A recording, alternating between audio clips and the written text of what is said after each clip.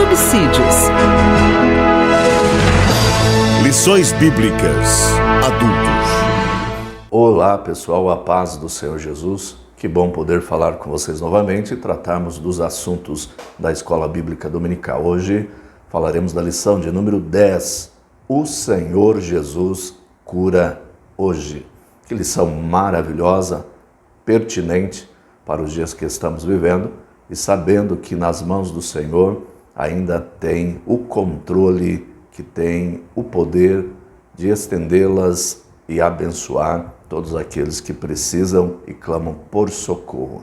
Na medida da tua sapiência, da sua sabedoria, somos dirigidos e guiados com discernimento em meio ao solavancar das ondas que vão embrutecidamente levando a nossa pequena nau, mas nós sabemos que Deus está no timão, é Deus que está no controle e de fato chegaremos onde precisamos chegar, estaremos seguros e Deus nos dará a paz que precisamos. Então aquiete o seu coração.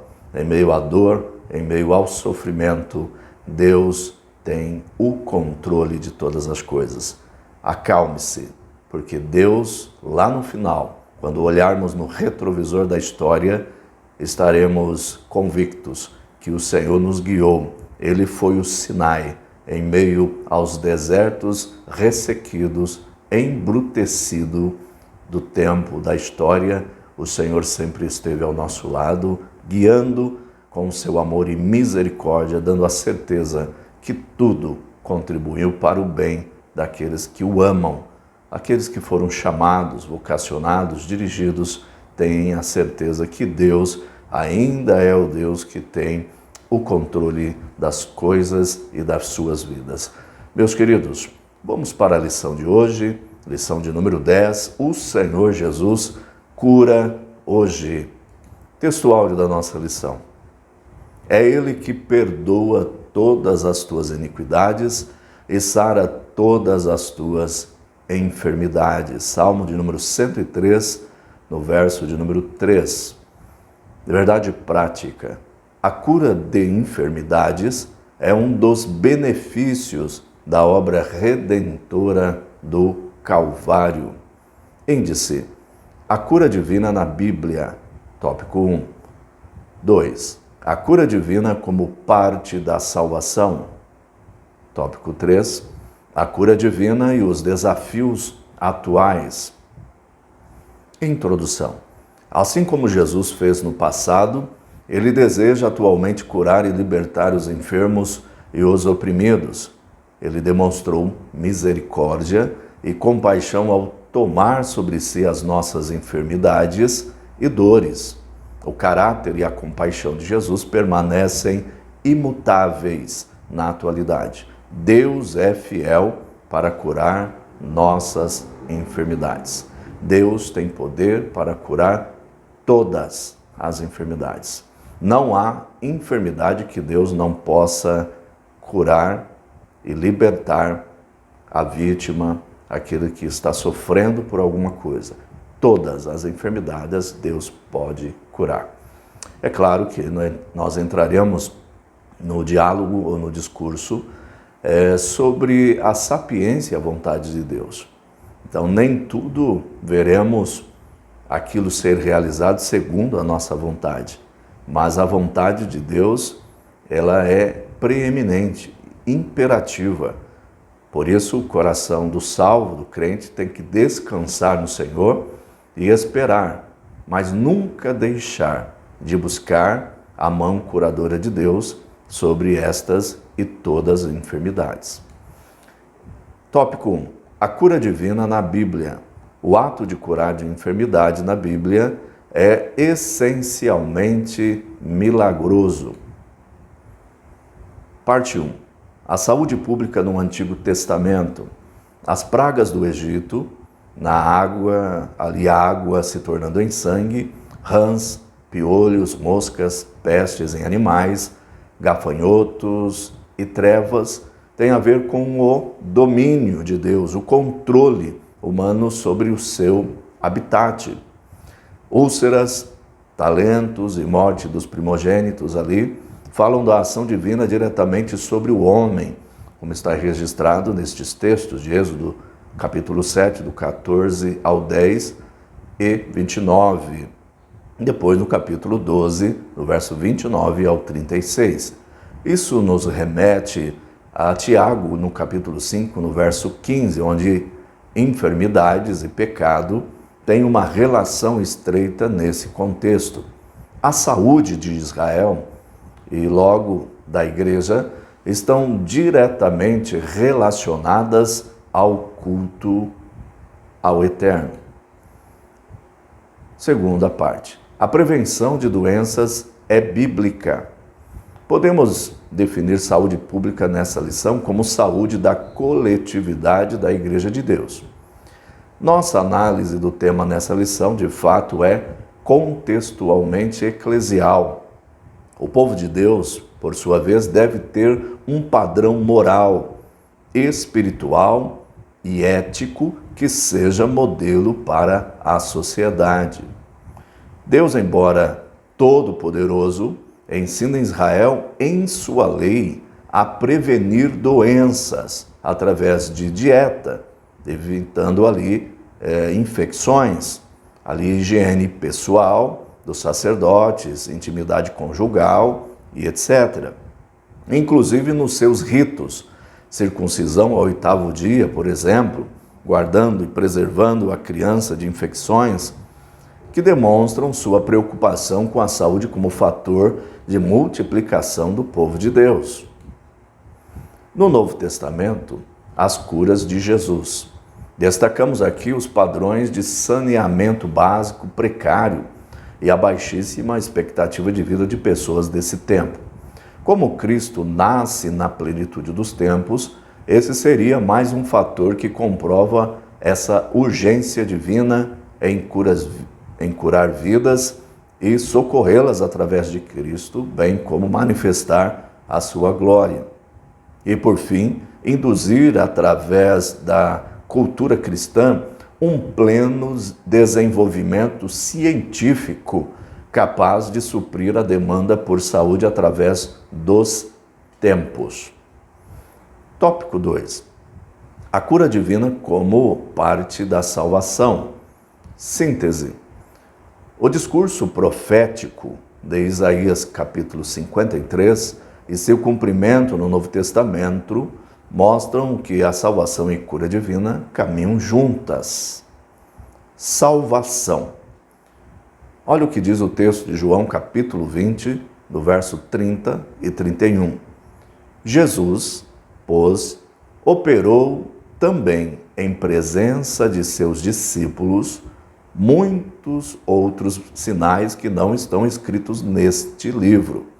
Estes, porém, foram escritos para que creais que Jesus é o Cristo, o Filho de Deus, e para que, crendo, tenhais vida em seu nome. Então, nós vemos o registro da prioridade do texto, que estas curas registradas têm a finalidade de mostrar o poder, a glória e a majestade do Senhor, implícito ali no contexto destas curas, o ato de salvação, da graça salvadora de Deus e a pessoalidade do relacionamento de Cristo com estas pessoas.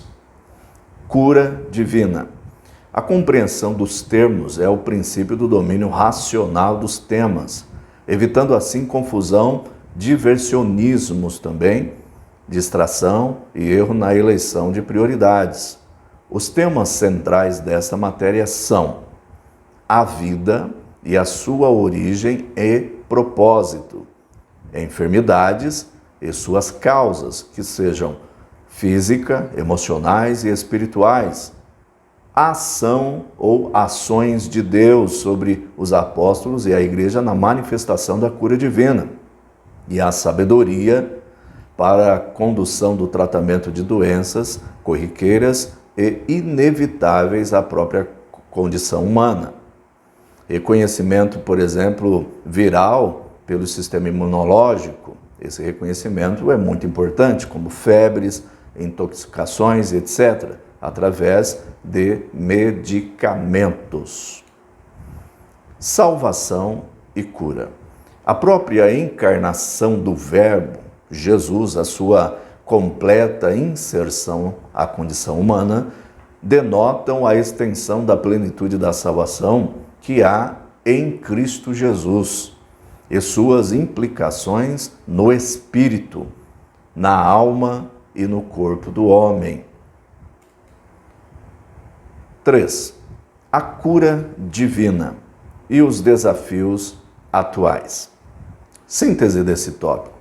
Saber sobre a natureza das enfermidades, se são físicas ou espirituais, e ter discernimento da vontade de Deus são desafios atuais. As doenças. É certo que as enfermidades são declarações da condição caída do ser humano.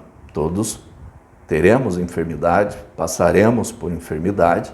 Isso não é símbolo e nem característica do ser humano, na sua individualidade, estar em pecado, mas da própria condição caída da raça humana, em termos físicos, em termos biológicos, também emocionais e espirituais. Todos estávamos distantes de Deus nesta natureza propensa, vulnerável a todas as mazelas e misérias existentes. O ser humano, é claro que isso é um aviso da realidade final de todos nós nessa vida, a iminente aproximação dessa morte. Contudo, as enfermidades não são um selo da maldição da queda plasmada em quem as adquiriu, mas um sinal de que a humanidade sem Deus não possui controle da vida, muito menos do tempo ou dos propósitos de Deus. Em certo sentido, elas podem nos levar a Deus através do sofrimento por ela gerado. As enfermidades ali entre os crentes. Nosso autor nos dá exemplos de Paulo, Timóteo, de Trófimo, como homens de Deus que passaram momentos de gravidade em sua saúde. Há relatos de heróis da fé como Lutero, Spurgeon e outros também que sofreram com precária saúde. Se formos analisar a biografia desses personagens, veremos que tinham uma saúde muito debilitada, precária, dando-nos aí exemplos de como homens ícones, pessoas marcantes na história do cristianismo, tiveram também que passar por esses espinhos na carne que são as enfermidades ou a enfermidade. As enfermidades entre os crentes, continuando, olha o que diz segunda carta do apóstolo Paulo aos Coríntios, no capítulo de número 4, do verso 7 ao verso 10. Olha esse texto. Temos, porém, esse tesouro em vasos de barro, para que a excelência do poder seja de Deus e não de nós. Em tudo somos atribulados, mas não angustiados, perplexos, mas não desanimados, perseguidos, mas não desamparados, abatidos, mas não destruídos, trazendo sempre por toda a parte a mortificação do Senhor Jesus no nosso corpo, para que a vida de Jesus se manifeste também em nossos corpos. Que maravilha! Que surpreendente revelação da verdadeira natureza da condição temporal humana. Somos barro, somos aqueles que exteriormente não apresentam nenhuma característica de valor e de beleza, mas dentro deste vado existe um penhor, uma excelência, um poder. E ele pertence a Deus. Por isso, em tudo, somos munidos pelo Senhor da força.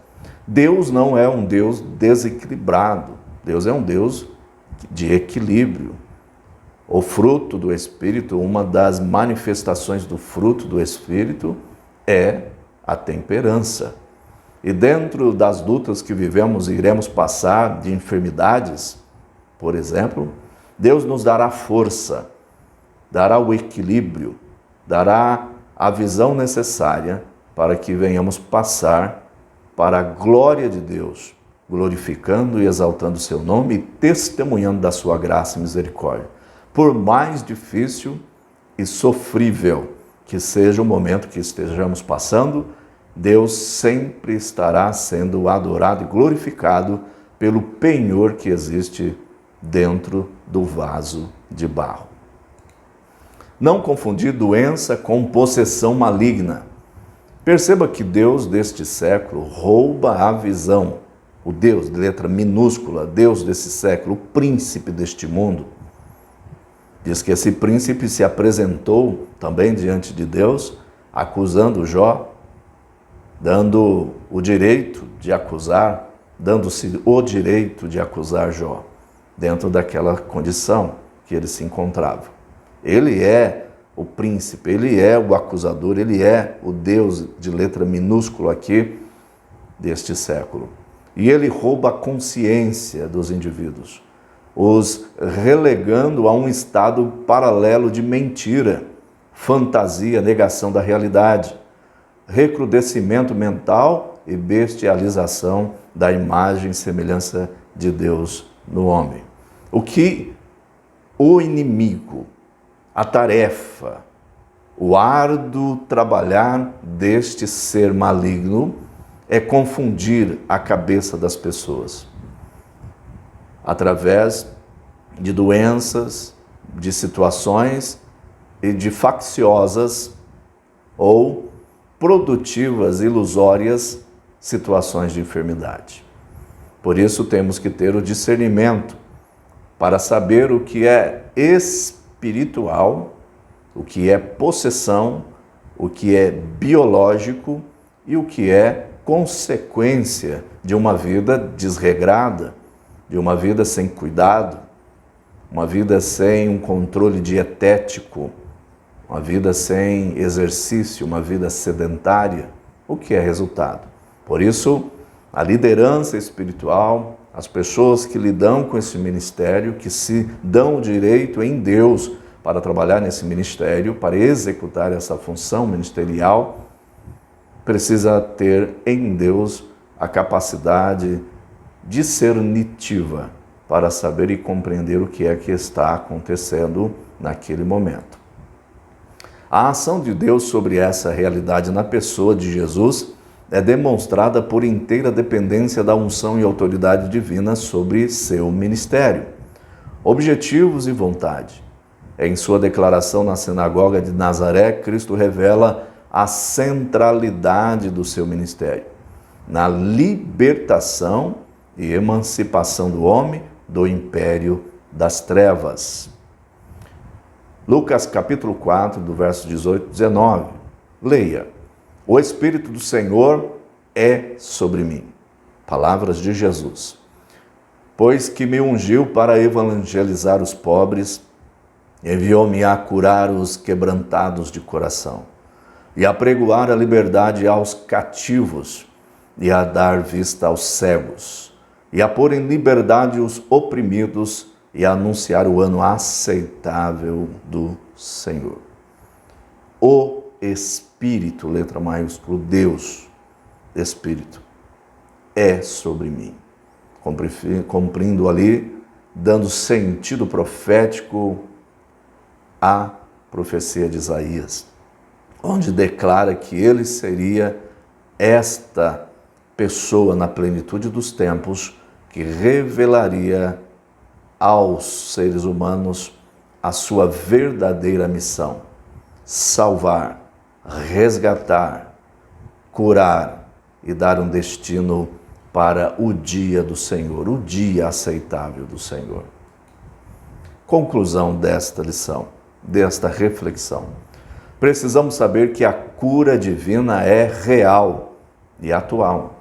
Além disso, devemos entender que o Senhor Jesus cura quando, como e onde quer, e não da maneira que às vezes pensamos. É interessante, quando lemos o texto que está aqui indicado, nós vemos o que Deus faz. Vamos ler comigo esse texto? Pega a sua Bíblia e leiamos juntos. No verso de número 10, de segundo Reis, no capítulo 5, do verso de número 10 ao 14. Então Eliseu lhe mandou um mensageiro, dizendo: vai e lava-te 7 vezes no Jordão, e a tua carne te tornará limpa, e ficarás purificado. Porém Naamã ficou-se indignado, e se foi, dizendo: eis que eu dizia comigo, certamente ele sairá, por-se-á em pé, e invocará o nome do Senhor seu Deus, e passará a sua mão sobre o lugar, e restaurará o leproso. Não são porventura Abaná e Farpar, rios de Damasco, melhores do que todas as águas de Israel? Não me poderia eu lavar neles e ficar purificado? E voltou-se e se foi com indignação. Então chegaram-se a ele os seus servos e lhe falaram e disseram: meu pai, se o profeta te disser alguma grande coisa, porventura não farias? Quanto mais dizendo-te ele: lava-te e ficarás purificado? Então desceu e mergulhou no Jordão 7 vezes, conforme a palavra do Senhor, do homem de Deus. E a sua carne tornou-se como a carne de um menino e ficou purificado. É assim que Deus faz. É do jeito dele, no tempo dele e como ele quer. Que Deus abençoe a sua casa, que Deus abençoe a sua vida. E a oração que você precisa de uma resposta, que seja na área física, espiritual, na área emocional. Que Deus venha conceder a você a cura que você precisa. Em nome de Jesus, seja curado.